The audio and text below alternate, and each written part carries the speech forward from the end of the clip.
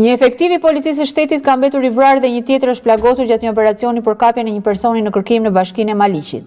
Ngjarja e rëndë ndodhi mëngjesin e ditës së njëjtë në fshatin Lozhan, ku forcat e policisë kishin organizuar një operacion për kapjen e 39 vjeçarit Violant Braçellari, i dënuar me afër 10 vite burg dhe prej kohësh në kërkim.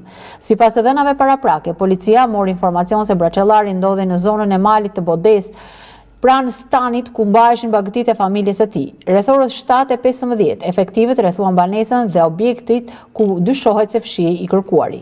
Pas thirrjeve për të dorëzuar, Braçellari dyshohet se hapi zjarr me armë automatike në drejtim të forcave të policisë. Nga të shtënat mbeti i vrarë në krye të detyrës efektivi i policisë Shqiponja Enea Mekolli, ndërsa u plagos efektivi Edison Adri. Policia ju kundërpërgjigj zjarrit duke plagosur Braçellarin dhe më pas duke e neutralizuar dhe arrestuar atë. Të plagosurit u transportuar në Spitalin e Traumës në Tiranë. Burime mjekësore bëjnë me dije se gjendja e Edison Adrit është stabil pas një ndërhyrje në Nofull, ndërsa Braçellari ndodhet jashtë rrezikut për jetën. Ndërkohë, Drejtoria e Standardeve të Policisë së Shtetit ka nisur hetimin për mënyrën e organizimit të operacionit dhe mungesën e një kërkese për përfshirjen e forcave të specializuara Renea.